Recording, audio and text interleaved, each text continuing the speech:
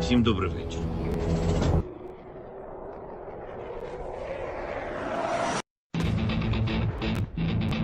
On behalf of the brave. On behalf of every father and every mother who waits for freedom. On behalf of our warriors and paves the way for a new history.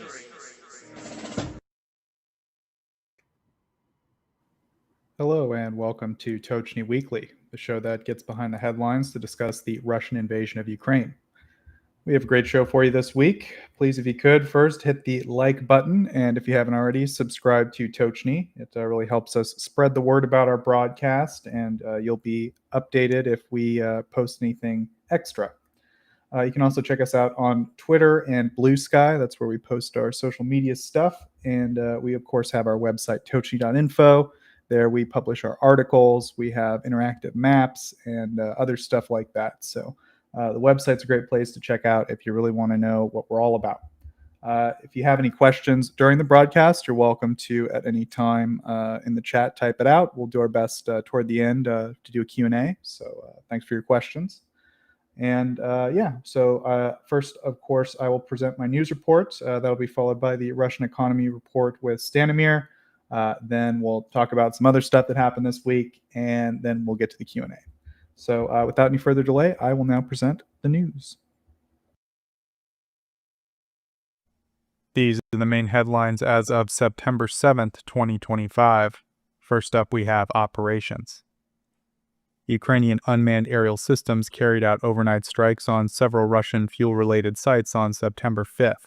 Among the locations was Rosneft's major refinery in Ryazan, the country's largest, as well as a fuel storage facility in the Russian-controlled part of Luhansk Oblast.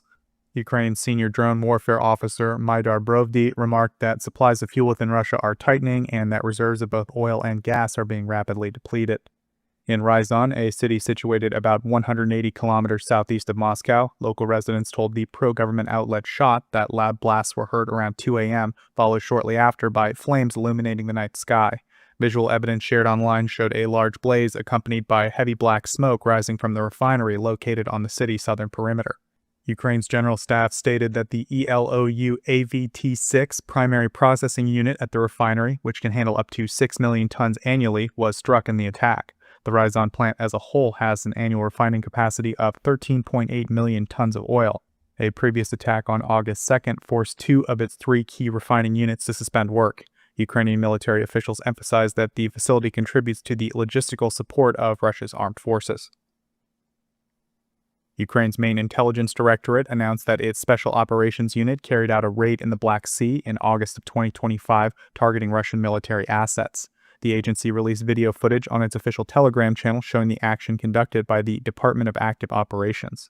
According to the statement, intelligence special forces launched an attack at sea using FPV and other types of combat drones. The strike resulted in the destruction of a Russian BL-680 vessel, a Harpoon B radar installation, and a Kroza electronic warfare station.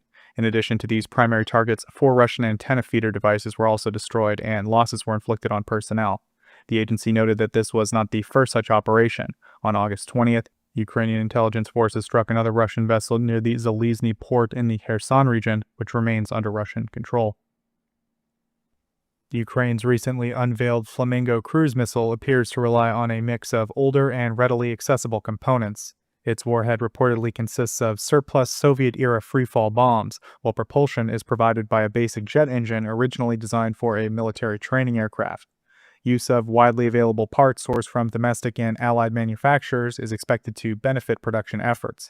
The developer, Firepoint, aims to scale up output to around 7 units per day in the coming month. However, questions remain regarding the missile's actual cost, and the company is currently under investigation in Kyiv over suspicions of overstating both performance and pricing. Despite the scrutiny, imagery of the 7-ton fiberglass missile suggests a practical and relatively low-cost build. Analysis of the nose structure indicates the warhead may not be a single unit, but instead 2 Soviet-made bombs joined together.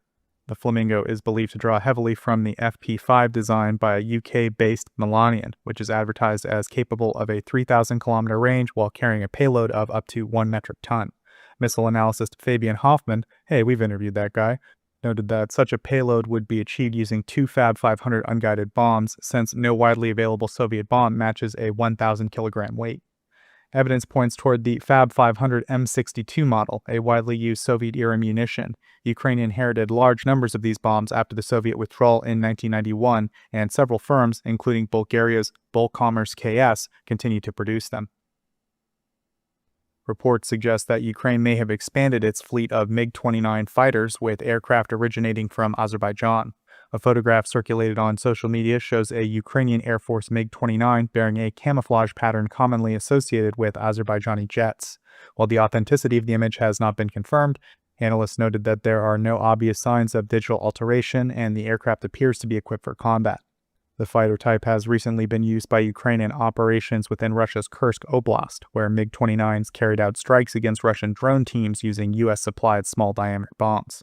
Kyiv is also trialing domestically developed versions of a Russian glide bomb kit intended for installation on these jets, which would allow bombs to travel up to 60 kilometers. This is not the first time Azerbaijani aircraft have been linked to Ukraine. In mid-2022, a photo emerged showing 3 Azerbaijani MiG-29s undergoing repair in Lviv. Those aircraft reportedly stayed in Ukraine following the start of Russia's full-scale invasion and likely entered active service.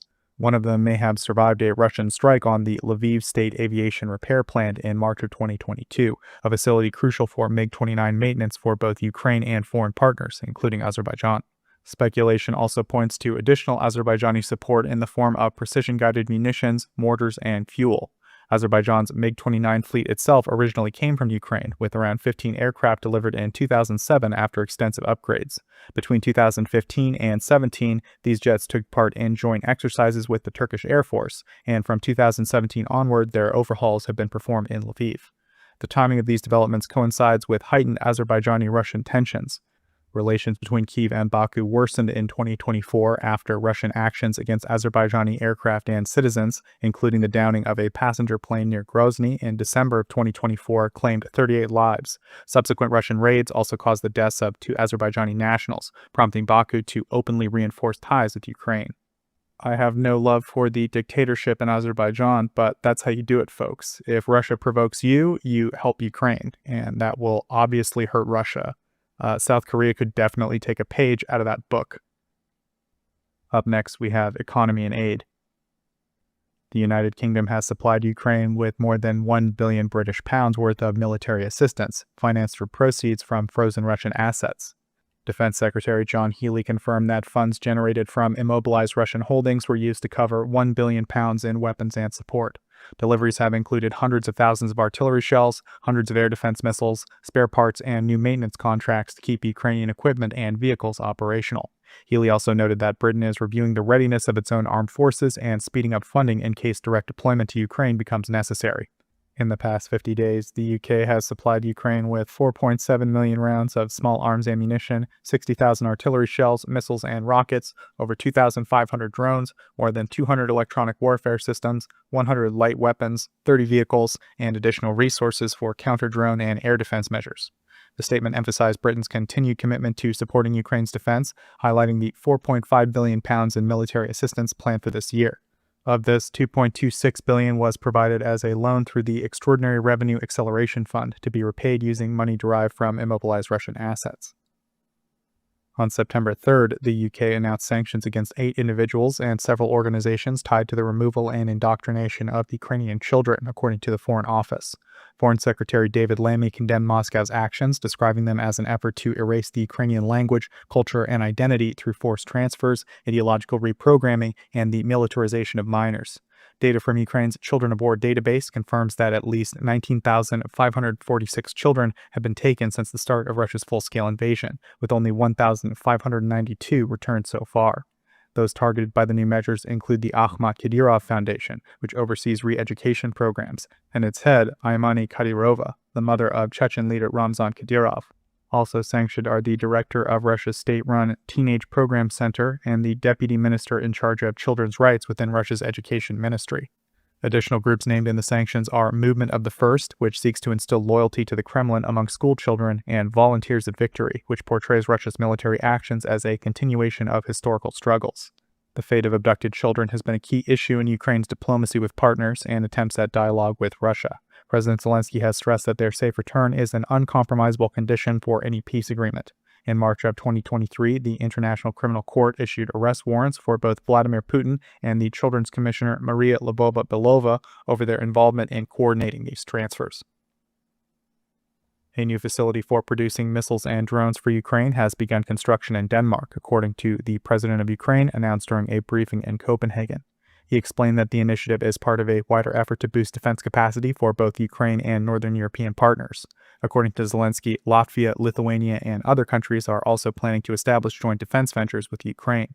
Denmark was already the first country to host Ukrainian joint production of long-range drones and missiles abroad, with work starting in June. The specific models to be built at the new plant have not been disclosed.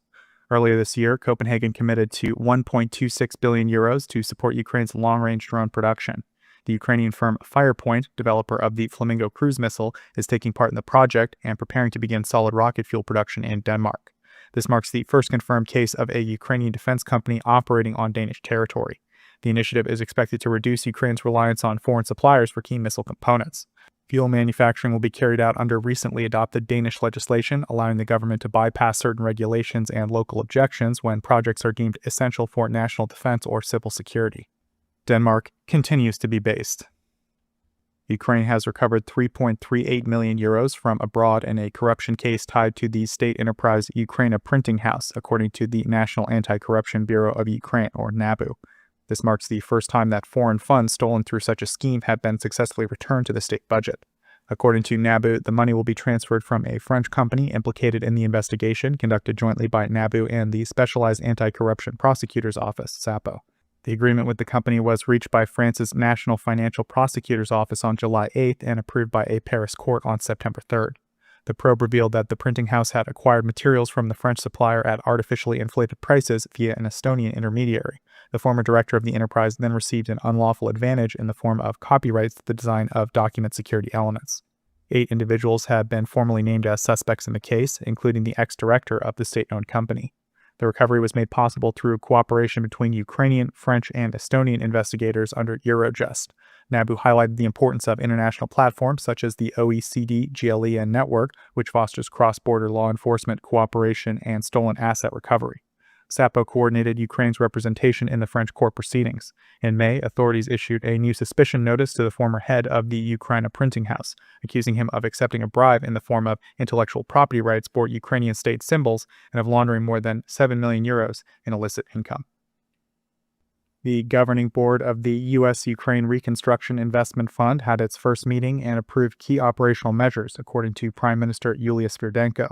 In a statement on Telegram cited by Ukrinform, she stated that the board adopted its operating rules, created committees, authorized the opening of bank accounts, and approved the appointment of an administrator and investment advisor. The next stage will involve selecting projects for initial pilot investments, with discussions scheduled during a September visit to Kyiv by representatives of the U.S. International Development Finance Corporation.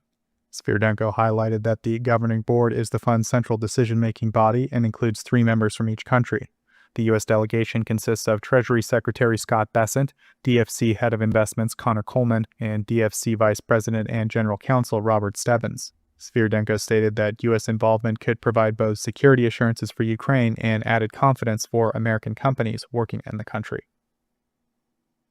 Up next, we have international relations. President Zelensky announced that Ukrainian authorities have arrested a suspect in connection with the fatal shooting of former parliamentary speaker Andriy Parubiy. He stated on Telegram that the individual had already provided an initial statement and investigators are carrying out urgent measures to establish the full details of the case. Parubiy was shot in Lviv on Saturday. Zelensky described the act as a brutal killing and emphasized that it represents a serious security concern for a nation at war. He expressed his gratitude to law enforcement for their rapid and coordinated response, adding that all aspects of the crime must be clarified.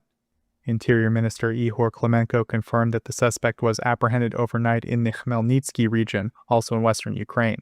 He stated that the attack had been thoroughly planned, with the victim's movements monitored, a route prepared, and an escape strategy devised. Parubiy served as the parliamentary speaker from April of 2016 to August of 2019 and was also a prominent figure in the 2013 through 14 demonstrations advocating for Ukraine's closer integration with the European Union. And last item this week, A group of Ukrainian children has been brought back from areas under Russian control through the Bring Back Kids UA program. The presidential advisor said that the children had endured pressure, coercion, and exposure to propaganda during the occupation, but are now safe in Ukraine and receiving the support they need. Among those rescued were sisters who Russian authorities had attempted to place in a boarding school after their mother's death, as well as children compelled to sing the Russian national anthem and attend events with Russian military personnel. Also returned was a teenager with health issues who had nonetheless been listed for military service, while his mother was subjected to mistreatment for refusing to involve her children in militarized activities. According to Yermak, the children are now receiving comprehensive assistance, including restoration of documents, psychological care, and help in beginning a new chapter in their lives. He expressed gratitude to the Save Ukraine team and other partners for their role in the operation. And that's it for the main items this week. We will now move to the next segment.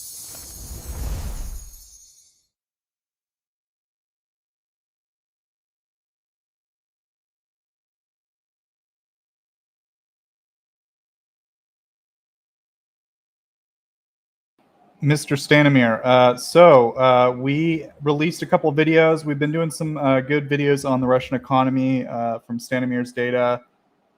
This week, you released a video, actually yesterday, about this news. I think it was in the international press, pretty much everywhere, that basically Russia and China signed a memorandum of understanding that they that basically specifies that they will export gas to China through their pipeline.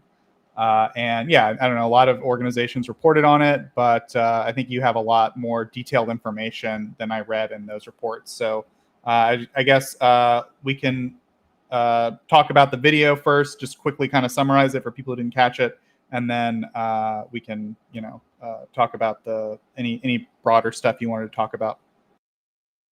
Yeah, so what we show in the video was that this was a memorandum that the Chinese side didn't actually announce. So it was between Gazprom and CNPC, I think, the Chinese National Petroleum Company, if I'm not mistaken. But there's nothing on the Chinese side about it. There is no announcement, nothing.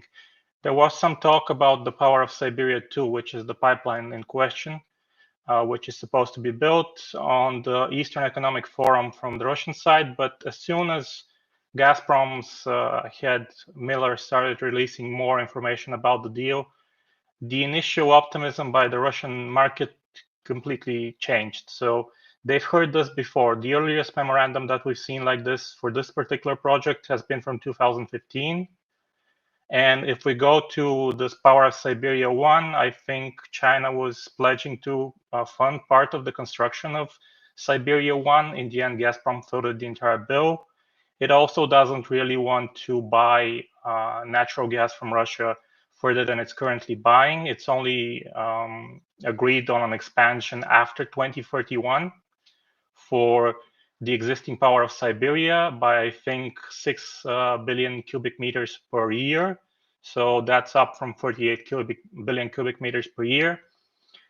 I don't think this is anything concrete because there was no price negotiation. There was only the idea of where it's going to pass through on the map.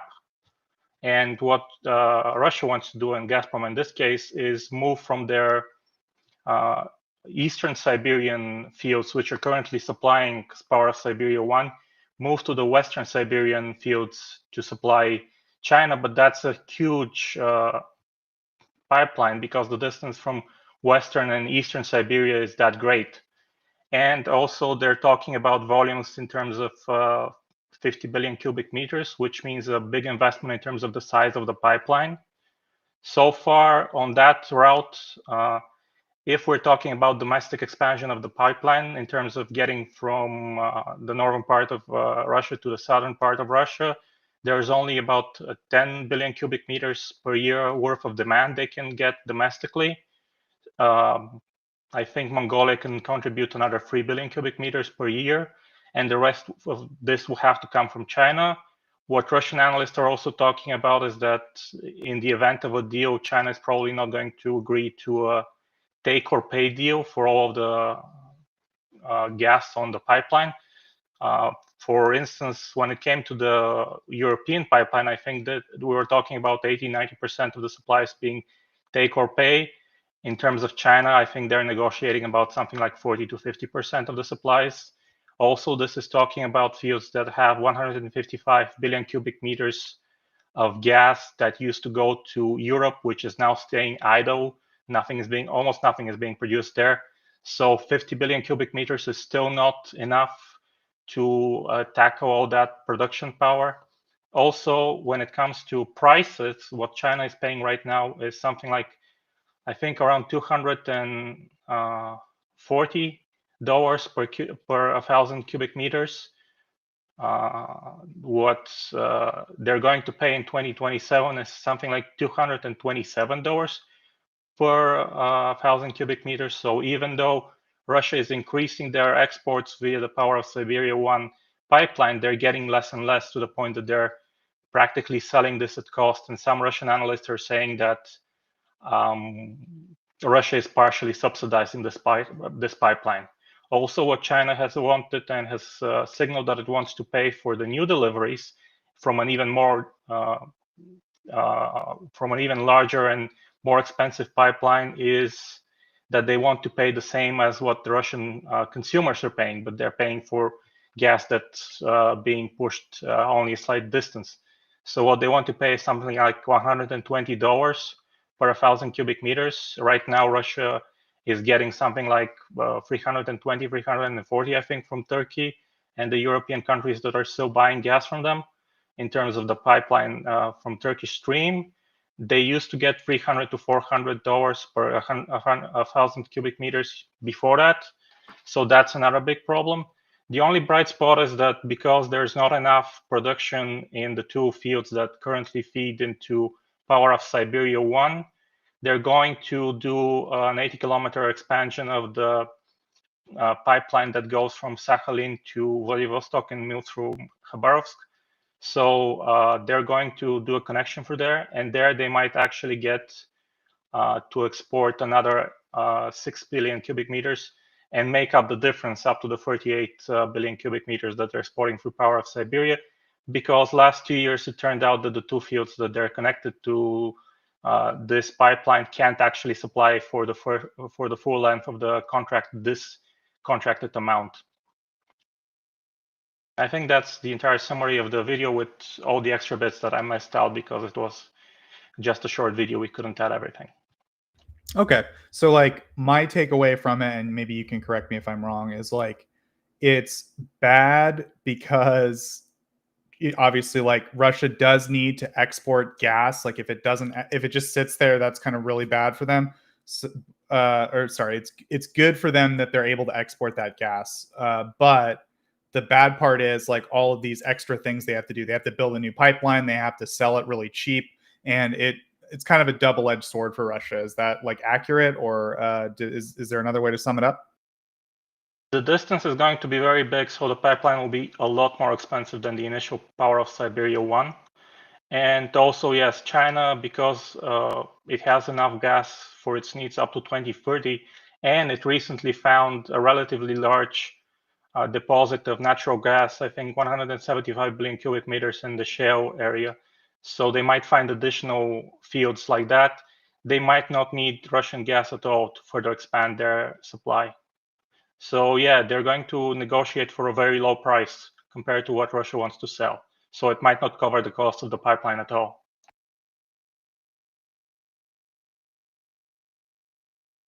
Okay. Does anyone else have any questions about this China-Russia pipeline? Okay. Well, Stanimir, I know you have a lot of stuff to cover this week, so I guess we'll move on to the next topic. Over to you. Yeah, so I want to start with a small protest that happened this week in Russia. And that's significant because protests in Russia don't happen. They happen, but they're small, they're local, they usually don't get enough attention, and therefore they have to be for small issues or regional issues. But this time it happened in Voronezh. It was about the new Max Messenger, and it was a protest organized by the Marxist organization of Voronezh. So to the point that they had backing from the local authorities. This should show how unpopular, even among Russian authorities, the Max Messenger is right now. It was a small demo, probably a few dozen people speaking, maybe up to 100, 200 people there, but it was mostly young people. I think they were probably in their 20s, the oldest ones there. So yeah, that was one of those local organizations that managed to get public authorization for a protest. So now on to the main news in terms of Russian business news. We had the PMI come in for August. So when it comes to the industrial PMI, it came in at 48.7. It's not as much of a contraction as in July when it was at 47 points, but it's still a noticeable contraction of industrial production and output. When it comes to the services PMI, it came in at a neutral of 50. That means no expansion and no contraction, but that comes in after 2 months of contraction and 48.6 points in July 2025. We also got information that the Russian business is getting less and less profitable. So almost a third of Russian companies reported losses for the first half of 2025. This is the highest number since the start of the pandemic, since the end of the pandemic. And this is mostly about major companies. So 43,000 companies reported a profit of 18.4 trillion rubles, while 19,000 companies reported a loss of a total of 5 trillion rubles. This is a new thing that's happening, which is going to impact the Russian budget as more and more companies actually report losses instead of profits for the year. Also, we had information about the Russian National Welfare Fund.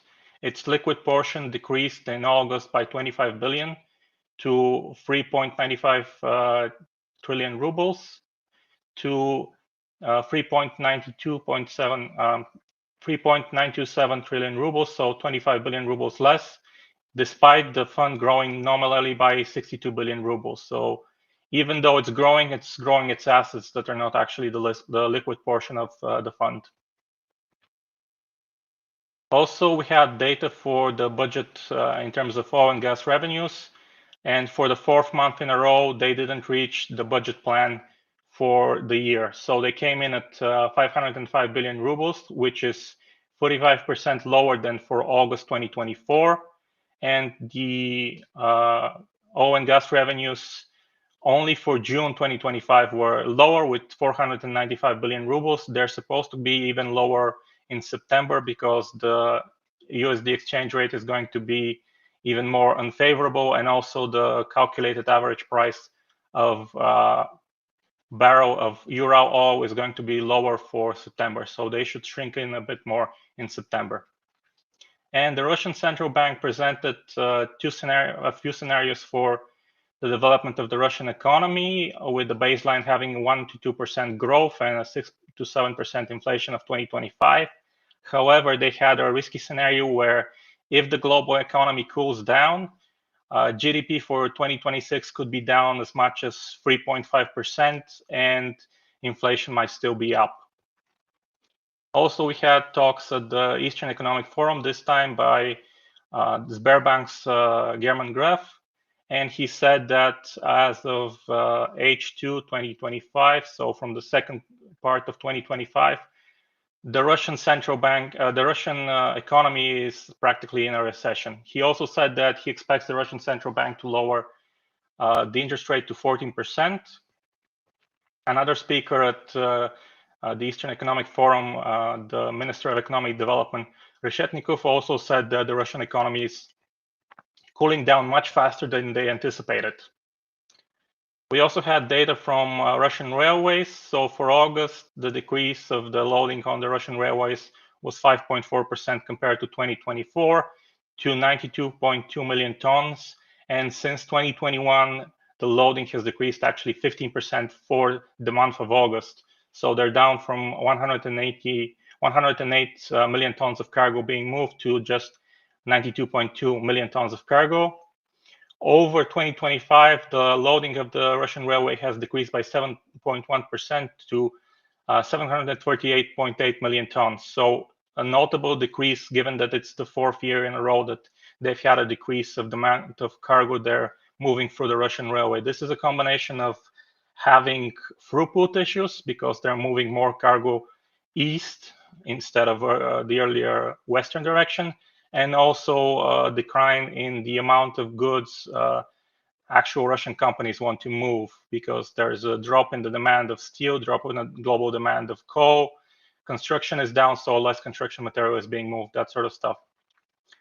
When it comes to further information from the Shanghai meeting, China didn't again approve Russian winter wheat imports. This is a big problem for Russia because Russia can't export any wheat to China, almost any wheat. There's a few exports of spring wheat from the border regions that are next to China, but that's just sporadic for a few $1 million. We're talking about winter wheat here, and they again are not allowed to certify Russian winter wheat for imports into China. So there's a complete ban on the import of Russian winter wheat from China. The only plus for Russia sort of was the visa-free travel for Russians, but that is also expected to cut away from the Russian tourist industry because domestic tourists might now be redirected to China. So they're expecting that with the visa-free travel to China and the pickup of interest, close to $1.2 billion worth of tourist revenue might switch from Russia to China and to Chinese hotels. The lumber sector is also going into a crisis. They're currently growing compared to 2024 by a few percentage, but all market participants are saying that things are going to deteriorate fast in the second half of 2025 if there's no change in the economic conditions in Russia. So they're expecting to go into a crisis, and I have to say that they still haven't recovered from the slump they had in 2022. Now I want to cover a bit the gasoline shortages because folks might be interested in that. So for August, I think the refining capacity that was reduced overall for the month of August was 8%, but that's for all refining products. So for A95 and A98 high octane gasoline, it might be a bit more, and Russia is usually barely on the cusp of a deficit for those two fuels. So now shortages are experienced in Sakhalin region, in Khabarovsk Krai, while in Vladivostok there are no shortages except for A98 gasoline. So you can find A92, A95, you can't find A98, but because there's more gasoline now in Primorsky Krai, where Vladivostok is, there's less gasoline in Sakhalin and in Khabarovsk Krai, which are now experiencing shortages. And also in Zabalkaysky Krai, due to the shortages, they still haven't had big queues at gas stations, but prices have went up in a month from 65 rubles to 73 rubles for gasoline A95. In Saratov, gasoline A95 is worth 75 rubles, and there are shortages. And also in Moscow region, there's a similar thing. Not in Moscow itself, but in Moscow regions, which should be very uncomfortably close to the Kremlin, because that's one of the regions that they don't want to have shortages of gasoline. And there were videos of actual gas stations without A95. The final bit of news from the major news this week is that one of the last major Chinese bank, the Heihe Rural Bank, has stopped accepting payments and opening correspondent accounts for Russian banks. And this was brought on due to sanctions imposed on it by the EU because it was doing work with Russia. So sanctions work. Now, when it comes to banking news in Russia, there was the revocation of a license of the Tochnyi Bank. It was the sixth largest bank in terms of assets. I think 57 billion worth of rubles were insured for its depositors. This is a rare occurrence lately, but because of the ruthless policy of the Russian central bank, it has to be remembered that between 2014 and 2020, something like 2/3 of the banks in Russia were closed down by the Russian central bank because they had issues in terms of clearing the market from risky banks. Also, Russian major banks like Sber, VTB, and Alfa Bank, while they expect the Russian central bank to lower the interest rate by 1 or 2%, they're actually doing the opposite. They're increasing the deposit rates on their deposits because they need customer funds. Alpha Bank actually didn't drop any rates on its deposits. It's only increased its rates on deposit. And this is a rare occurrence where banks need liquidity so badly that they're going to raise their deposits, even though the central bank is lowering the interest rate to the point that the two might collide. Also, another thing that was in the news this week was that in half of Russia's regions, the preferential family mortgage, which comes in at 6% and the rest of the interest is subsidized by the state, can't really afford the house for a new family, with 6 million on the average being not enough for a 50 square meter apartment. The average price for a 50 square meter apartment is 9.6 million. So that means that most families can't even afford even a small apartment with the funds that the mortgage can offer them. I think in Moscow, the amount that's given is 12 million for the family mortgage, but it has to be said that in Moscow, prices are a lot higher, so even then it's not enough. Now, when it comes to commodities, we have mostly oil and gas news. So the Russian exports of natural gas via Turkish stream for 2025 rose by 6.7% to 11.5 billion cubic meters. And in August 2025, they grew by 5.5% compared to August 2024 and only decreased by 2% compared to July 2025. So Turkish stream is still growing in terms of the amount of gas it's shipping. And because of that, Hungary said that it received 5 billion cubic meters of Russian gas for 2025 so far, which is a record high amount for the country. And again, the big buyers are, as we can see, Hungary, Serbia, those sort of countries. On the construction market, in 2025 in Moscow, there's only going to be 741,000 square meters of new office building commissioned. This is 23% lower than for the forecast for 2025 of 964,000 square meters. Again, the commissioning, however, is still higher than 2024 when there was a low in the office building construction in Moscow, and it's higher by 27%. The volume of transactions with warehouse space in Moscow and Moscow regions in 2025 are expected to decrease 16% to 2.5 million square meters. And in the first half of 2025, it was half of what it was in the first half of 2024. This is again due to the lack of demand for warehouse space in Moscow and Moscow region, which is close to it, and with more retailers actually focusing on warehouse space in the regions and expanding their networks there in terms of deliveries. Also, the volume of investment in real estate in 2025 is expected to fall by 43% compared to 2024. That's a significant number for construction overall.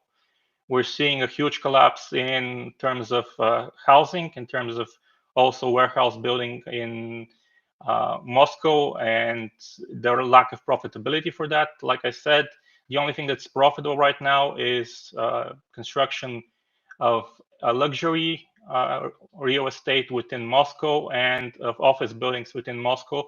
But that too is probably going to stop being as profitable as there's no longer any vacant lots in the business center of Moscow, the Moscow city. So yeah, the investment is going to decrease to just 750 billion rubles. Now I collected some interesting data points for this week. As of August 1st, 2025, there were only 308,000 sports goods stores in Russia, which is a decrease of 6% compared to 2024. And in the cities of 1 million or more, the stores decreased by 9.2% to 1,200. And the largest share of closed stores was in Voronezh, with 47.8% decrease in the number of stores that sell sports goods in the town. The number of new cars that were sold in August was 122,240 units, which is 1.3% higher than July 2025, and the highest number that were sold since January 2025. But in terms of annual sales, they only recovered slightly to 17.6% lower than in 2024. And 2024 August was already not a great month for car sales. The new Northern Sea route that has been touted by Russia and Rosatom, which operates the icebreakers on it, actually isn't that profitable, because year over year for the last 3 years, prices for transportation have grown up by over 50%, and the trend doesn't seem to be able to be contained. So in 2026, they're also going to probably grow by almost 50% as well. The reason for this is the old age of the ships in use.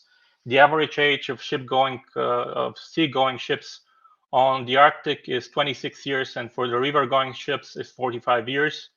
Russia is basically running out of ships, and it's relying on ships significantly, and it has to actually buy ships from other countries like China, because Russian domestic production of transport ships and the merchant marine ships is too expensive, sometimes 4 or 5 times more expensive than Chinese offers, and they also don't have enough money to refresh the fleet. And we've seen issues with river ships being used as seagoing ones, with the oil spill in the Black Sea from the 2 river-going tankers. Also, we saw that the price of beer reached 196 rubles. In August 2024, the price of a liter of beer was only 160 to 165 rubles, and the rise is due to the increased costs and the increased taxation of beer. Russian new leasing business rose 31% in July 2025, so that's a good recovery compared to June 2025, but it's still 38% lower than July 2024. Out of the total of 25,100 vehicles that were leased, 51.3% were cars, 23.6% were trucks, 14.5% were LCVs, 9.5% were trailers, and only 1.4% were buses, which is bad for Russian public transportation because it really needs to refresh its fleet. Also, we had some agricultural news. For the agricultural year that closed in August 2025, vegetable oil production in Russia decreased by 7% to 9.47 million tons. Sunflower oil, which is the major one that they produce, decreased by 11% to 4.72 million tons. And only rapeseed oil grew in production by 16% and was almost all exported and not used in Russia. Now, finally, for inflation and debt, this week we had a puzzling deflation again of 0.8%. Prices went down. And I am kind of surprised by this, because there was no reason for prices to go down, because the impulse of the summer harvest should have been extinguished by now. And we also see that gasoline prices are spiking. I'll check next week and see how things are going, but this was one that puzzled me. But for now, I'll go with the data and see what happens in the next few weeks. When it comes to debt, the Russian Ministry of Finance managed to sell 2 auctions this week again. The first one was for 107.4 billion rubles, and the yield was 14.2%. And the second one was for 52.49 billion rubles, and the yield was 14%. So like I said last week, we were seeing some increases in the yield of Russian debt again. And this week we have no auction below 14%, as we had previously auctions at 13.9 or 13.6 even. So they've returned to 14%. And I think that's it for me for this week. Okay, thank you, Stanimir. So yeah, thank you for Stanimir's segment. So we'll move now to other stuff. So there's just a couple of things I was going to throw in this week. It's usually sometimes stuff happens after I make the news report, things like that. So the first is some relatively new news, which is that recently Trump was asked if it was time for new sanctions on Russia, basically by a reporter. He said yes. Typically, that's really not enough for me to even bother mentioning it. But in this case, it seems like the Treasury Secretary also is talking about new sanctions on Russia. So there does appear to maybe be some momentum for it. The thing is, the Treasury Secretary specifically was talking about secondary sanctions on countries that are buying Russian oil specifically. So that's, I don't know, kind of an interesting point as well. It's not just that they're talking about direct sanctions on Russia, but also secondary sanctions. We were talking about a little bit, and secondary sanctions is kind of a it could result in kind of a big mess because I mean we're talking about dealing with countries in Europe and Turkey and China and all kinds of other countries. But it's obviously good that we might see a tougher stance on Russia. But we'll have to wait and see. Right now, there's a bunch of noise about it, but until we actually see real action on the side of the U.S., then we don't really have to talk about it too much. Stanimir, I know you wanted to say one thing though about secondary sanctions, real quick, so I'll let you go ahead. Yeah, because last week we saw LNG tanker from the sanctioned Arctic LNG 2 project, which hasn't been able to export anything because it was sanctioned, and it loaded from the Arctic LNG 2, at least that's what we think it did, and then delivered the LNG to China. So we expect the terminal that received the LNG to be under some scrutiny, or best hope is for a sanction, because it's a sanctioned entity delivering gas to a non-sanctioned Chinese port. Yeah, so this might be a real litmus test for China and also, the U.S. in terms of whether they're going to enforce sanctions when they're violated, right? So something to keep an eye on, and I'm sure Stanimir will keep us appraised of that. And then the other topic. Oh, did anyone want to talk about this? Probably not. Yeah, we'll move on. Ukraine announced about 5 hours ago that they conducted another attack on the Druzhba oil pipeline. Obviously, Ukraine does lots and lots of attacks on Russian refineries and oil infrastructure.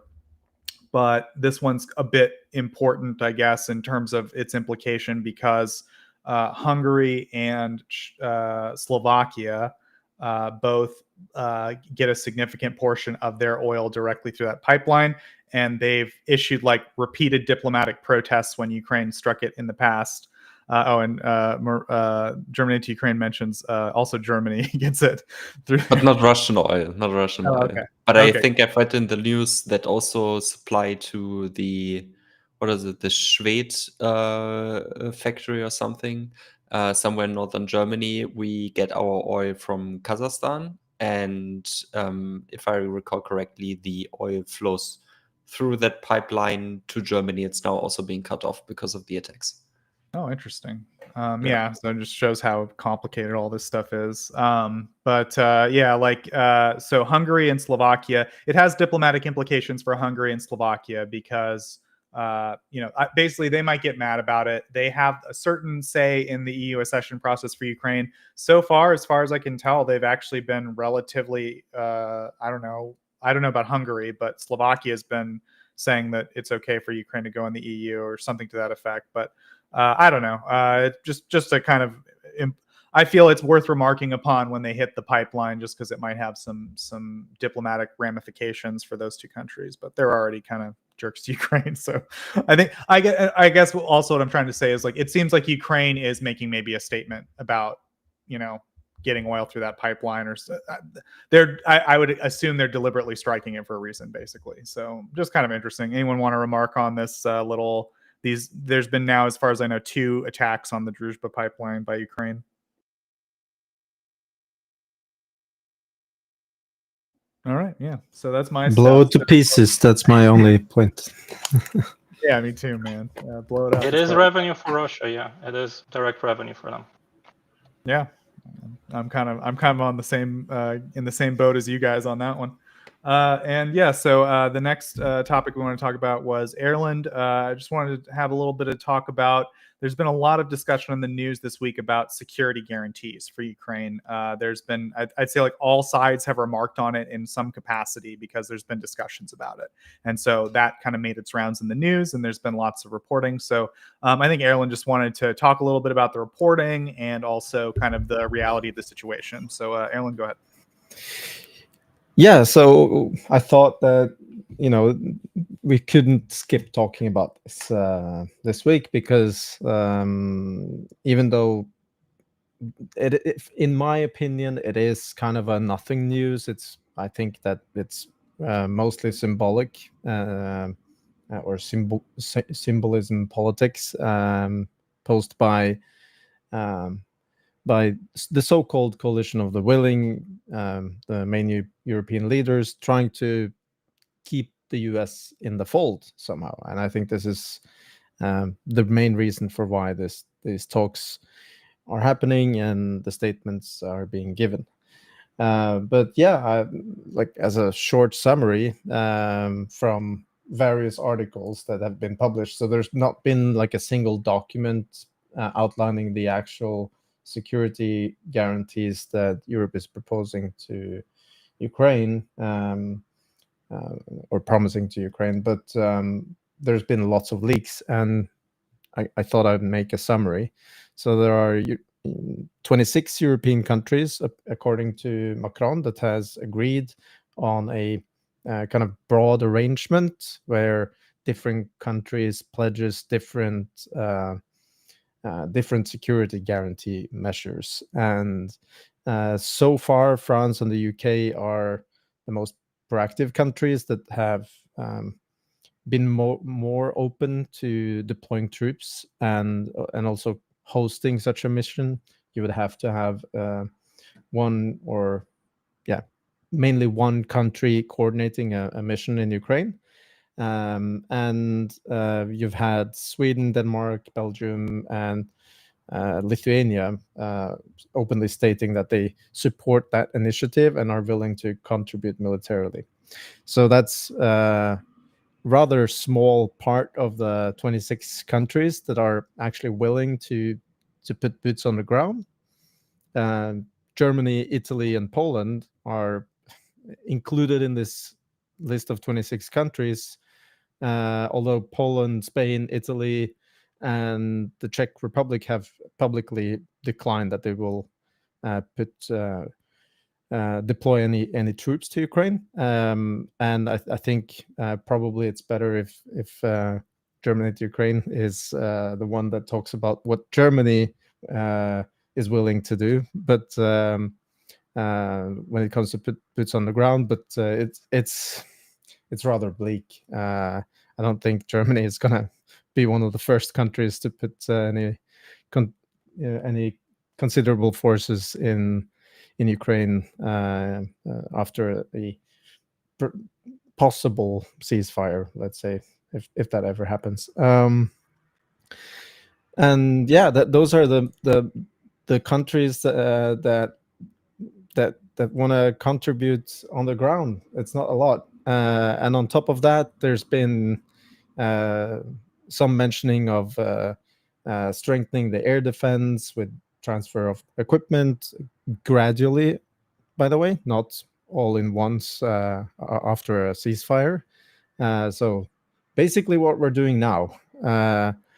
And there's also been some rumors about a possible air deployment. So fighter planes being deployed to Ukraine with accompanied support elements to enforce some sort of no-fly zone. But it sounds very unrealistic in my opinion, and we don't have any good sources about how such a mission would look like, which areas they would fly over, etc. So from what we have, except for the UK and France being possibly willing to deploy troops on the ground, most of the other points are stuff that has been promised. And one major point was apparently is that Ukraine would be accepted into the EU, but that has already been promised to Ukraine by all these countries, and there is a process, and certainly the EU won't skip that process. That process has already started, and it may take several years. So for me, this is it's just basically preparing something for an eventual ceasefire, possibly, but mostly it's about kicking the can down the road and inserting certain points into these security guarantees that Russia will most likely refuse. Gao, did you want to add some stuff that Germany had specifically pledged? Yeah, so officially pledged, we don't have anything yet. Before I go to what has been said in the media or what has been leaked in the media, I just want to mention that the stuff which has been leaked in the media to Der Spiegel was, I would say at least partially confirmed by official statements, or they at least are consistent with it. So that's first of all what Erlend already said, that Ukraine gets part or becomes part of the EU, which was promised a long time ago. They want to continue, so the Germans want to continue the training of Ukrainian soldiers. So I think that Germany wants to continue EUMAM-UI. There was mentioning that Germany plans to equip 4 Ukrainian infantry brigades. I assume that's mechanized brigades. And the newspaper Der Spiegel mentioned that something around 480 vehicles, including IFVs, so infantry fighting vehicles. I talked to Jeff about this, and we did a quick math session. I can just quote what I've said on Twitter. Quote, I've talked to Jeff about this, and to his knowledge, part of a mechanized brigade are 3 mechanized battalions as well as a tank battalion. This would leave us with a total requirement of 396 IVs or 372 APCs or mix, and 124 MBTs as per official Ukrainian army requirement list from 2018, and no other has been published since then. Depending on whether Germany would fully equip or just partially equip Ukrainian mechanized brigades, like France, which funny enough said it would fully equip them, all kinds of other equipment and vehicles would also have to be delivered. Logistical and engineering vehicles, medical stuff, drones, rifles, and so on. The list is really long. And why I read the quote to you, I cannot say why the article mentioned the delivery of 480 vehicles per year. That does not make sense to me. After all, IFVs, etc., that have already been delivered do not need to be replaced annually as if they had an expiry date. But it's of course true that Germany would take more than a year to deliver the equipment needed for all the 4 mechanized brigades. Because the Spiegel article mentioned that we have to deliver 480 vehicles yearly, which doesn't make sense to me unless we want to equip a certain number of mechanized brigades per year. But the article wasn't mentioning that, so I assume that's not right.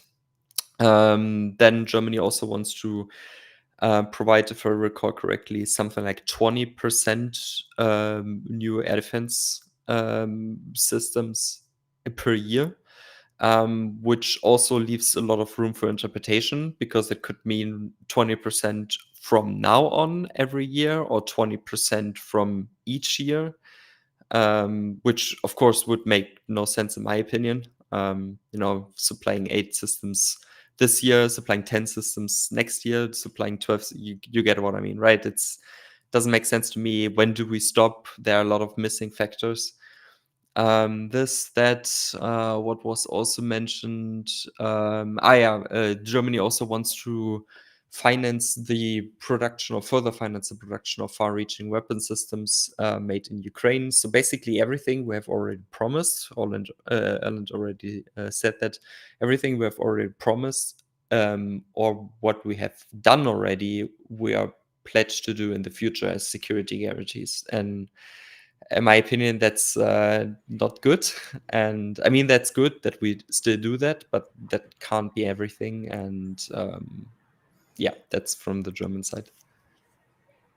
Yeah, and I have big problems with this whole thing. Not just, it's not about the German side, but yes, it's potentially good that France and the UK and possibly some more smaller nations are willing to put boots on the ground in Ukraine. But why don't just do it now? Like I don't get it. Because all the other points that have been leaked seems to be stuff that is more or less like what we're doing now or already has been pledged. We're already equipping armored brigades gradually. We're already giving more air defense at a slow rate, although very important. we're already assisting with initiatives in the Black Sea to clear mines through various corporations with Romania, Bulgaria, etc.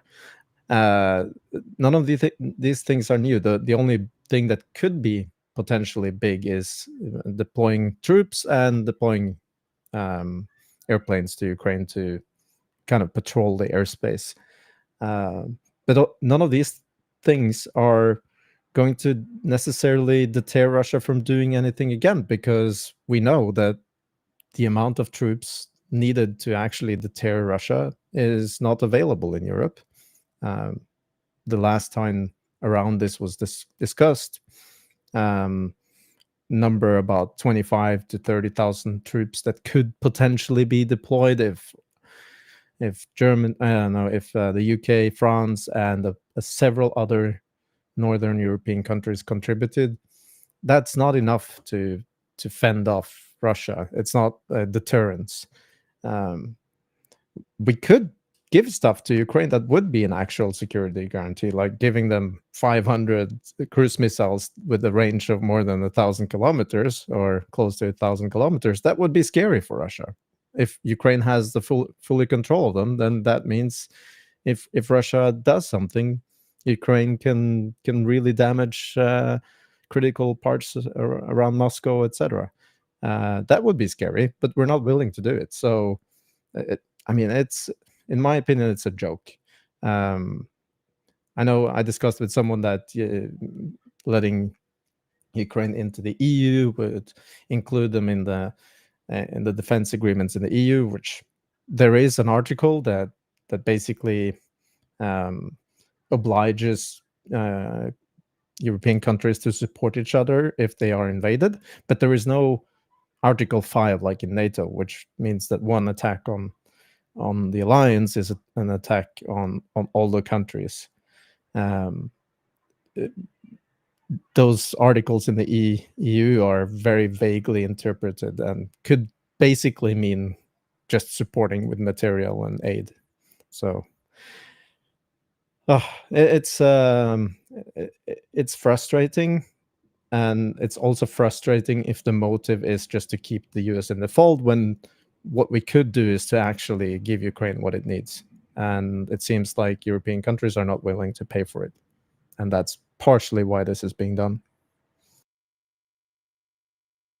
Yeah, like, I guess if I'm understanding you, there's like the good news and the bad news. The good news is that all these individual things are kind of good.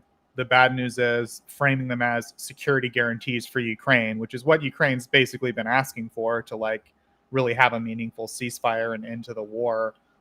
Would be some kind of real security guarantee that deters Russia from doing this again. This is not that, right? That's the issue. It's being framed as that, but it's not that. But all the individual things are good. Am I understanding you right? Yeah, all these things are good, but Ukraine should get them regardless, in my opinion. And yeah, exactly. It's not really security guarantees. I understand that Zelensky and Ukraine basically needs to be positive about this officially, but I think they're not happy with this at all. And as a result, I think they're going to be a lot harder in any possible negotiations that will take place, because they basically can't afford this to be the scenario that is going to go forward. Yeah, that makes sense. I basically agree with your interpretation here. Does anyone else have any comments about this security guarantee issue? Yeah, just from my side, I just want to say in advance, I completely agree with Erlend with everything he's saying. I just want to say that, to a certain extent, I understand the official German sideline, because when Erlend, for example, says, "Hey, give us, what did you say, 500 cruise missiles of a range of over 1,000 kilometers."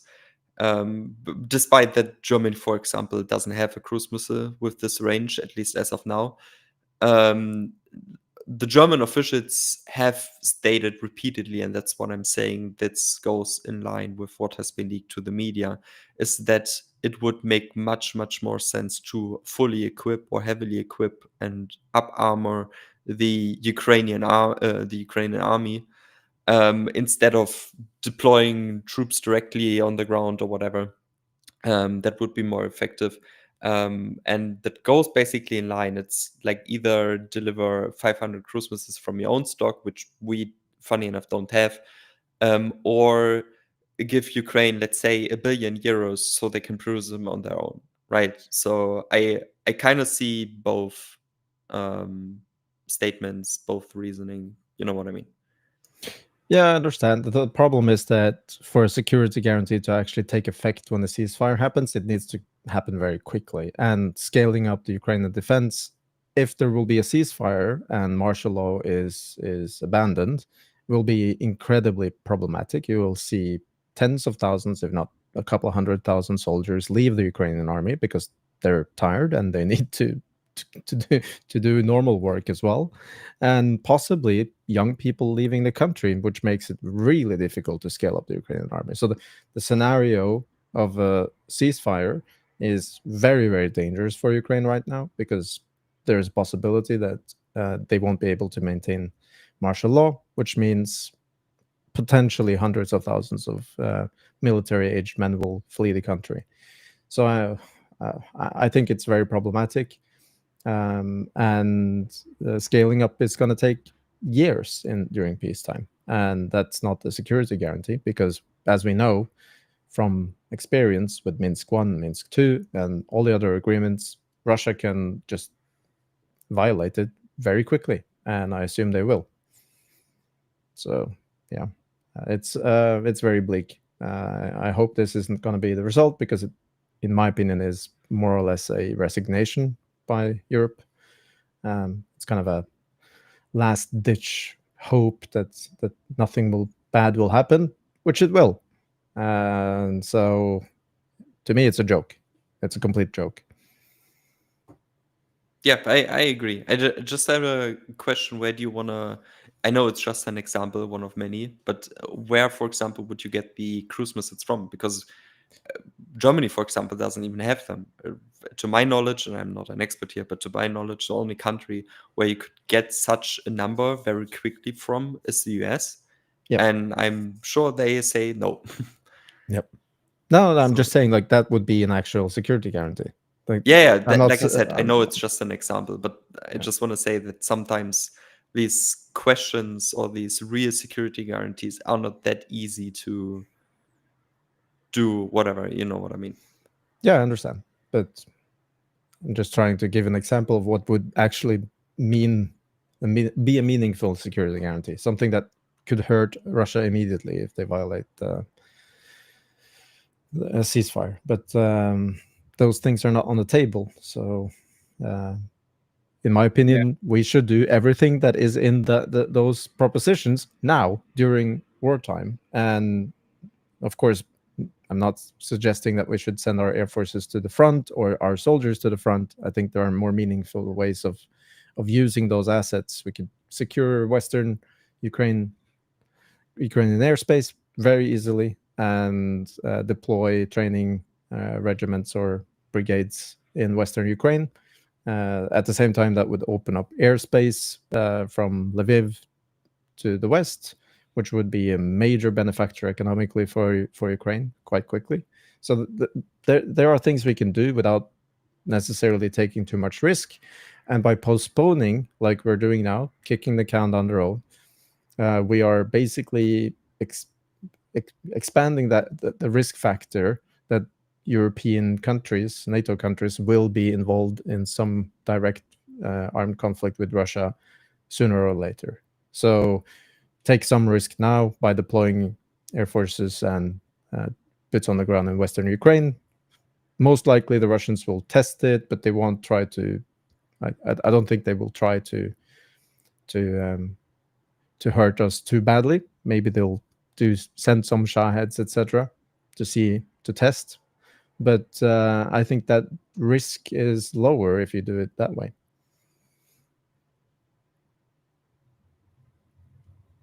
Yeah, I mean, I broadly agree with you. I think it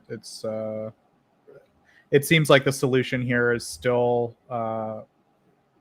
give the only realistic deterrence is to just keep investing in the Ukrainian armed forces, and that there are certain strategic advantages or edges that Ukraine can have in the future that might meaningfully deter Russia, but it's all moving a little too slow and not at scale. That's the issue right now, and hopefully that'll change. I think also we need a clearer plan from Europe. Like you said, this isn't sufficient. There needs to be kind of a lot more. It needs to be a lot more solid. All these things are very like vague. We're going to help them more with air defense. You know what I mean? Like we need to talk very seriously about what economic, political, and military consequences there will be for Russia if they actually violated a ceasefire like that was achieved. That's really, I think, what needs to be there is like a real kind of like what you were saying before, that like the EU has a thing, but it's not an Article 5. Like that's kind of what we're looking at right now. We need something closer to an Article 5. I'm not saying they need an Article 5, but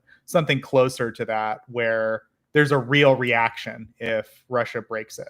And right now, I don't think we're quite seeing that. So hopefully in the future, the Europeans will scale up their own commitments more, and they'll like have enough capacity to really enforce more guarantees, and they'll have like more options on the table to actually like provide some security guarantees for Ukraine that really would deter Russia meaningfully. Is that a good wrap up, Erlend? Yeah. Very okay. good. Thank you. Let's do my best to like boil it all down. You did so good, Joseph. Proud of you. Well, I don't want to because I try to boil down what you guys say, because I think sometimes people might lose the thread of it, and I just want to like put a bow on it, just in case. But then I don't want to like misrepresent what you said either. So I try to like make sure I didn't screw it up too bad in translation. Anyway, moving on from that. I think we're doing Q&A now, boys. Yeah. So we got lots of questions, lots and lots of questions. We'll do our best to get through all of them, but we might have to just do the most relevant ones. We'll see. Okay, so should we do those? Do we know anything about the company constructing the Flamingo? Anything before that, Erlend?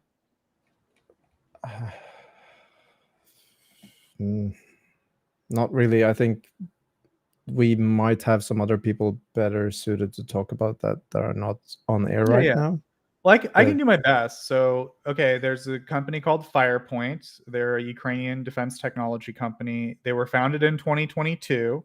They've got a bunch of engineers.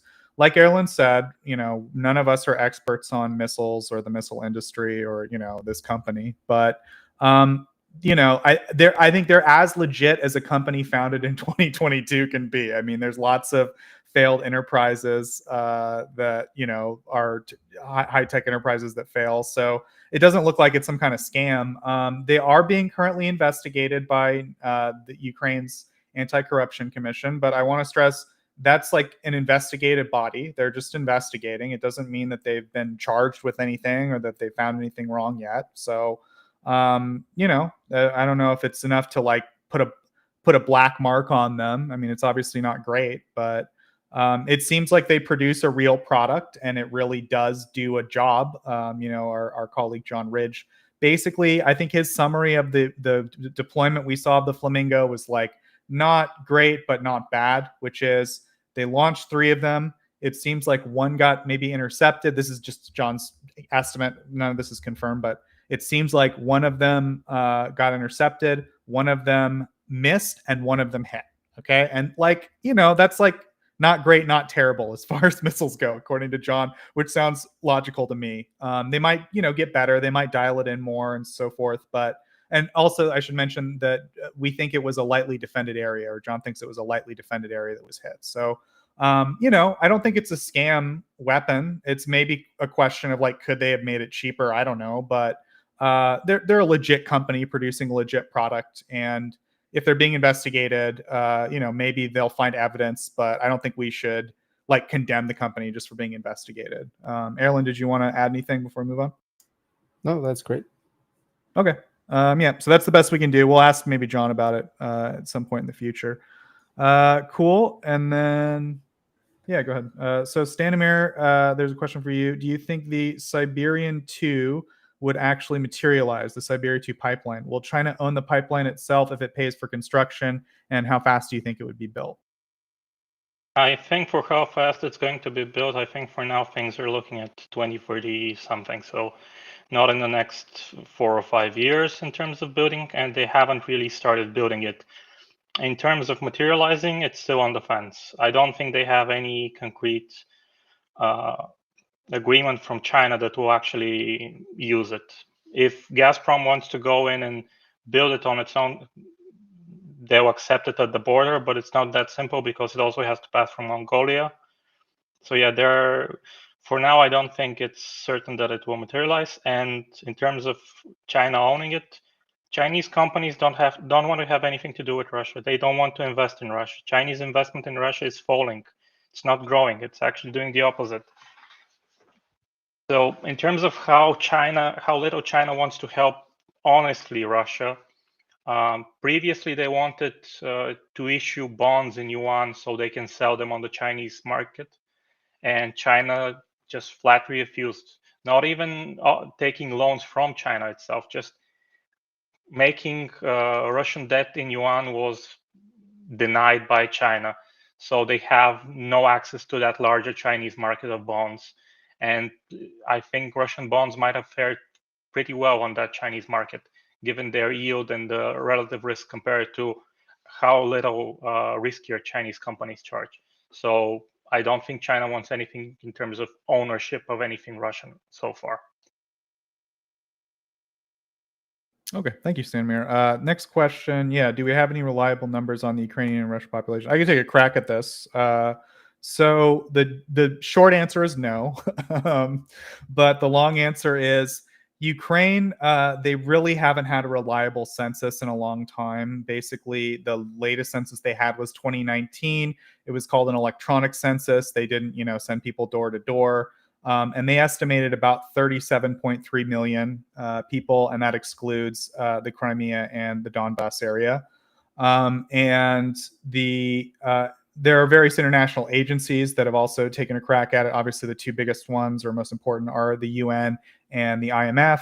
The UN estimates about 36.7 million, and this is most of these figures are for like 2020s or later. This is, I think, 2024.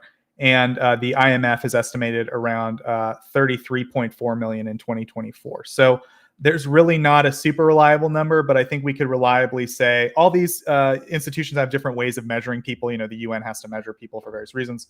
That it's probably between like 34 and 37 million, somewhere in that range. And then Russia, they've had, I'd say, more reliable censuses, but it's still not like great. I think obviously we can maybe ask Stanimir about this, but they do censuses. The last one was in 2021, but importantly, since 2022, since the full-scale invasion, they've stopped doing censuses by presidential order. I assume I don't know, because of the war, they want to, keep that information kind of secret. But Stanimir, is there anything you want to say about how Russia measures its population and this ban on censuses and stuff? Yeah, so they've not so much banned censuses, they've banned the release of data for certain things, like mortality is no longer being released because you can gauge deaths at the front from that. So that's now state secret. What we have as numbers is, I think, around 145, 146 million. There are people who are challenging that, but I have to say that, for example, we know that there is 41 point something million pensioners, and I think they get that data directly, not so much of imagining it, as they just do a tally of how many people they're paying pensions to. There's also the Russian labor force, which is at 75 million. So they probably also do that by getting the data on how many people are paying taxes and social security. So in that regard, they should be around probably 140, 130 million, because there's enough evidence there to say there's this much of this population working, there's this much of this population that's old age, and there's probably this much remainder of the population that's not involved in the labor force, and there's also the population under 18. So it should be relatively close to what it is. But I know people have challenged it, and some have set numbers as low as by 30 million less. So for me, it looks sort of okay. Yeah, so I think like the summary of all of it is like there haven't been super reliable information. There hasn't been super reliable information coming out about either country for several years. But you know, there are different ways to measure populations, kind of like what Stanimir was describing, and you can probably get reasonably close. And so, you know, we've got some like general ranges, and that's probably the best we can do with the current information we have. Cool. So next question is Russia planning to use heavy equipment to build a predictable straight path? Oh, this is like the pipeline. I don't know. I think we've talked. Stanimir, is there anything else you want to say about the physical construction of the pipeline? It's going to be hard. I think that's kind of what you've said, right? It's going to be difficult. Yeah, it's going to be difficult and it's going to be very long because, like I said, the distance from Western Siberia to Eastern Siberia isn't that small. I don't think they're building it in a straight path. I think they want to also cover some of the Russian existing population centers to dilute some demand, because I'm expecting that they're going to raise the price of gas by 10% twice a year. So that's another way that. So basically, what's happening is Gazprom has cut down its investment program and it's reduced its tax burden because they removed 550 billion worth of taxes that they were taxing it every year additionally, and that's why it's profitable. And the other reason it's getting more profitable is because Russians are paying more for gas, so it wants more Russian consumers to pay more for gas that's transported a small distance. Gotcha. And I think the next question, yeah, is also for you. Are there gas shortages impacting the Moscow-St. Petersburg regions? I think by this he means Moscow and St. Petersburg, because around St. Petersburg it's the Leningrad region. It still carries that name, and around Moscow it's Moscow region. They're impacting Moscow regions. I saw videos of people at gas stations that couldn't get A95 gasoline, and that was from the middle of last week. So this is a thing that's happening, yes. St. Petersburg, not so much. I was surprised that Moscow actually gets impacted because it's getting probably gasoline from the Nizhny Novgorod refinery of Lukoil that hasn't been hit recently. But yes, they're impacting Moscow region. Not Moscow itself, nor St. Petersburg itself, but Moscow region. Yeah, thank you very much, Stanimir. It's kind of a confusing thing about both Russia and Ukraine is like the regions are named after the cities, so sometimes you have to be very specific about which one you mean. Okay, and then next question: is there more info on Chinese companies supplying Russia with drone components? Does it look like China will increase support to Russia's war machine? There was an interesting video that came out, I think, last week of like there was a drone company that like tested a drone in China, and Ukraine pulled the footage out of it, and it's like of a Chinese factory, and they geolocated it, and you know it's like showing Chinese traffic out of a window. So that was kind of interesting. But as far as like a new level of aid from China or new level of components being found, I don't know if there's any evidence for that. Erlend? I just want to mention that the video was that was pulled from the drone was the camera being tested. There's Right, no like that's right. evidence that the drone was assembled in China. But anyways, I mean it shows that that they are still heavily invested in supplying Russia with tech for their weapons programs. And we know this, but it's been documented over a very long time. I don't think there's anything that has changed there necessarily, but I assume that many are watching very carefully, especially Ukraine, and they're still dissecting drones that fall down in Ukraine, being shot down or fall down by other means. They still dissect them and then analyze where parts are coming from. So it's being watched. Okay. And next question: is there any info on prices of various high-value things like construction equipment or industrial machines? So yeah, Stanimir, is there any like do you keep track of anything like that in terms of specialized construction equipment or industrial like tooling machines and all that? Yeah, actually, the prices are going down. I think Russian machinery went down. I have to check my post, but I think it was 15% this year, and it's going to go down another 10% probably next year. This is because there's competition from China. China is flooding the market and selling at dumping prices. So that's why it's going down. The same is happening for road construction equipment because there's no demand and there's less infrastructure projects. And there's also more inventory of Russian equipment that's sitting in warehouses. So they want to sell it to at least get something out of it. So it's going down. Okay, thanks, Stanimir. And I think there's like a kind of a section here that's like a reaction to Erlend's stuff on security guarantees. Erlend, did you want to highlight anything out of that discussion, or it's like just obviously chat can talk to each other. We don't have any problem with that. Yeah, I see most of them are going back and forth between people in the chat, and that's great. But I wanted to try and address this question. Yeah, I'm also surprised that we haven't deployed medical missions to Ukraine field hospitals. That's something that has been done in several other conflict zones before, and it doesn't necessarily need to be operated by a military unit, right? This could be a Red Cross initiative, and they could pull doctors with experience from military medicine, because most of them anyways work in the civilian field at home. So this is something that has surprised me that didn't happen over this last 3.5 years. There is no reason for why we don't do this, in my opinion. I can say from what I know, it's not.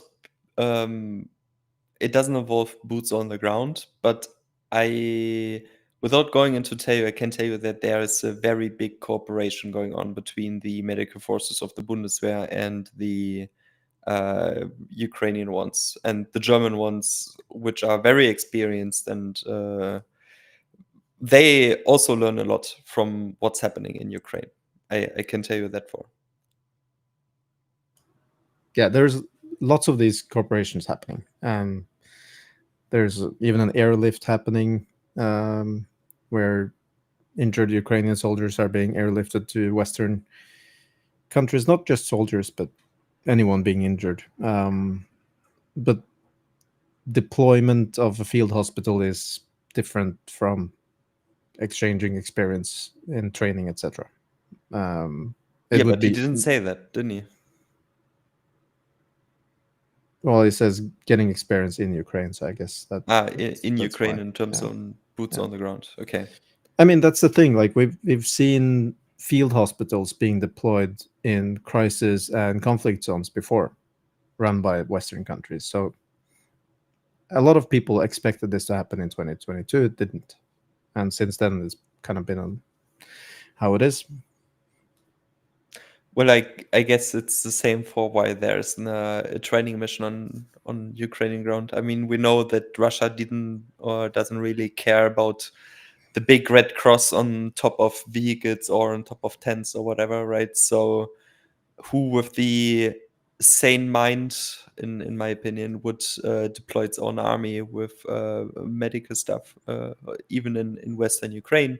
And if you do that, I just want to quote what the German Minister of Defense always said: when we're doing a training mission in Ukraine, we have to supply all kinds of equipment to Ukraine to also protect that training mission, which we don't have to do in Germany, just as a German example. So it's easier to do it in Germany, and also a lot safer for everyone. Yeah, I know you don't agree with that. I'm just saying when this is the general understanding of why a training mission, for example, in Ukraine doesn't work, it's the same for why medical mission doesn't work in Western Ukraine, because you need the same kind of protection, because Russia doesn't care. If Russia would accept or respect these boundaries with a big red cross on the top, you don't attack that. But we all know that Russia doesn't care. And so, yeah. I can see that being one of the reasons, but yeah. Anyways, it is how it is. Yeah, it's always good to have a discussion about this stuff. It's we're allowed to have different opinions and different interpretations, so it's good to just go by what the facts are, and then we can say what's our opinion. And as long as we all do that, then it's all fine. Cool. Any other questions? I don't see any other questions. There's a phrase with a question mark, but I don't understand what it's for. I assume it's not for me or for us. Okay, there's one other question just about like the guy who does Mariupol stuff. Alex, yeah, I don't know. Can we get Alex back on early? Oh yeah, I guess we can. Okay, yeah, we should. But I maybe think he likes to attach, him appearing to something specific. So, but we can ask him just for an update as well if he has an update. Yeah, and that's like a good example of like if you guys in chat, want to hear from someone or something, then we'll do our best. We'll ask them. So yeah, thanks for that comment. And I think that's it. Erlend, is there anything we want to highlight in terms of new stuff that was released? I think Daniela published an article, right? He's not here to promote it. Well, he's not here, so we're not going to talk about it. He published an article about Alabuga, right? Yes. I gave a brief comment about it last week, but nothing. It doesn't hurt to say it again. After August's big success with the Kaliningrad antenna array, Daniela has a new in-depth investigation, this time about the Shahed manufacturing plant in Alabuga, and I encourage people to go and take a look at it. Thierry, what's your question?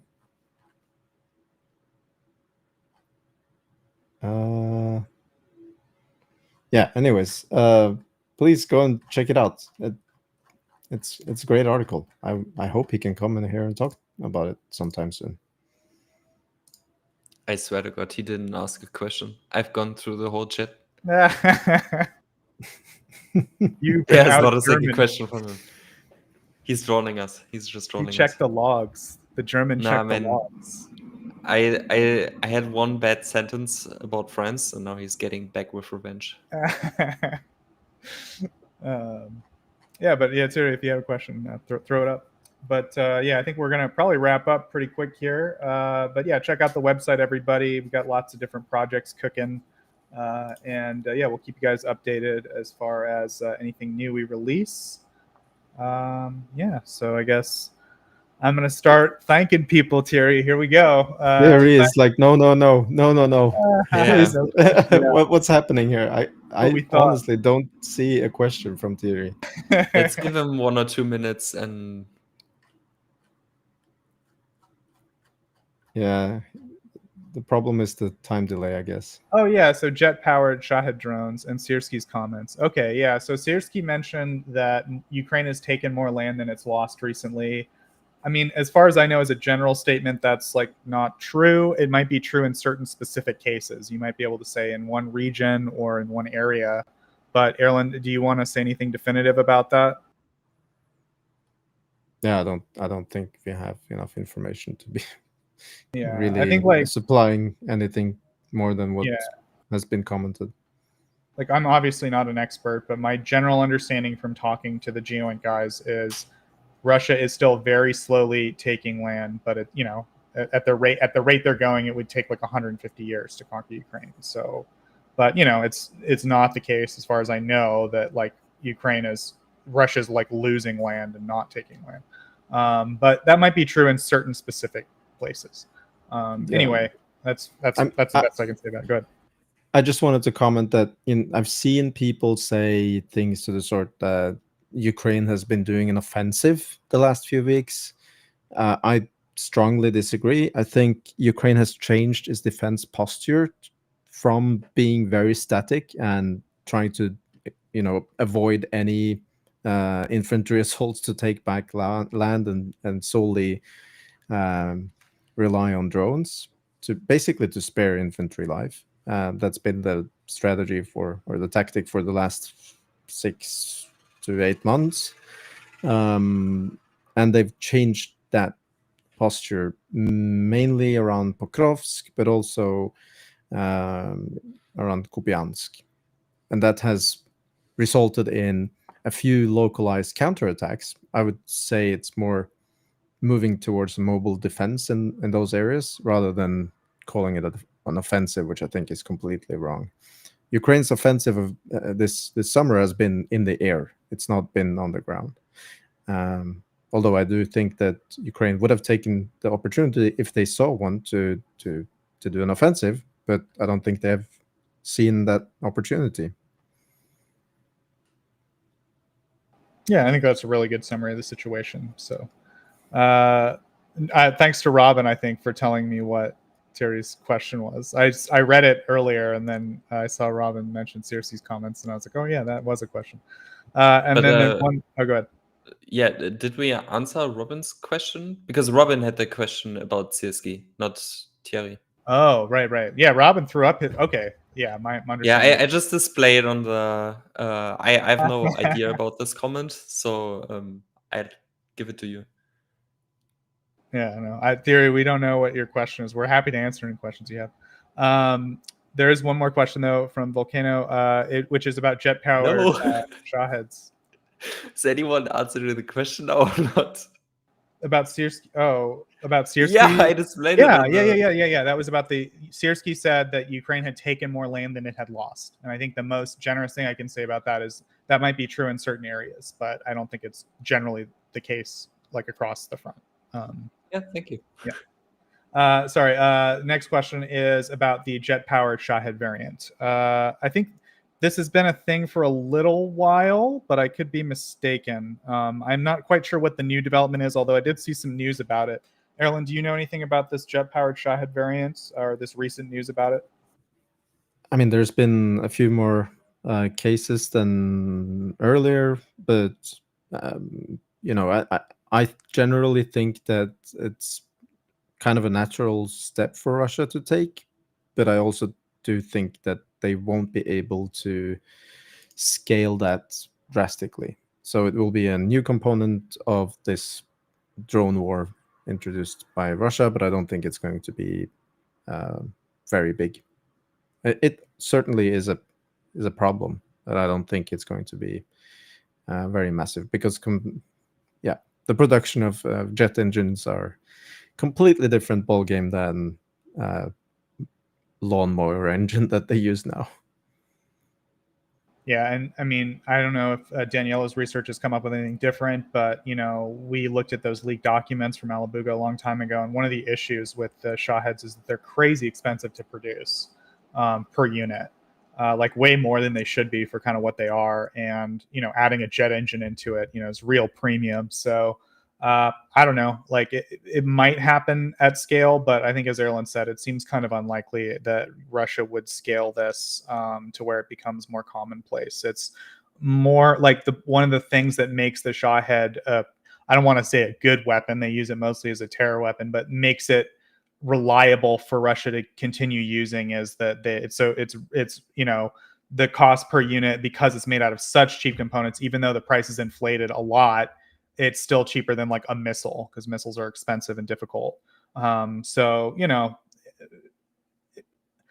I think Russia would be better served designing something else rather than sticking a jet engine in a Shahed. I think that's what I'm trying to say. Go ahead, Erlend. Yeah, it makes more sense for Russia that already has the technology to produce cruise missiles to just produce more and cheaper cruise missiles, in my opinion. So don't think it's going to be a big thing. Maybe the company that produces them are trying something out, but in general, it would be such a high cost compared to what they're producing right now, and I don't think the benefit for them will be that big.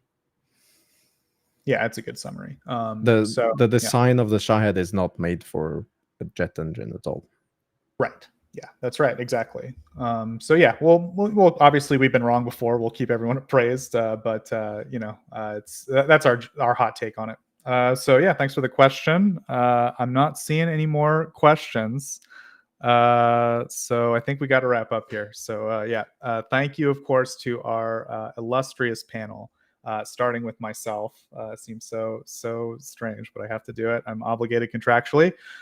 Next up to thank is, of course, Stanimir for his updates on the Russian economy, Mr. Germany to Ukraine for all of the work he does, and of course, Mr. Erlend for running all the stuff, and he also contributes with his analysis. So thank you, Mr. Erlend. And thank you to our chat for your great questions. We do appreciate all your questions. Send us any of your questions. If we missed your question, throw it in the comments. We do our best to take your feedback seriously and answer what you're interested in. We'll do our best, even if you ask, like, where's Alex been, the Mariupol guy, we'll ask him to come on and give us an update. So thanks all for all of your feedback and your questions. We really appreciate it. Thanks to the people who watched the video after the fact.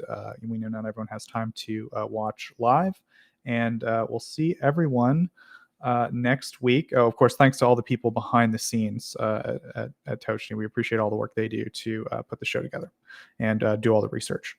So we'll see everyone next week. Thanks so much, and Slava 2100 time, Kyiv time on Sunday. Slava Ukraini. Heroям слава. On behalf of the brave.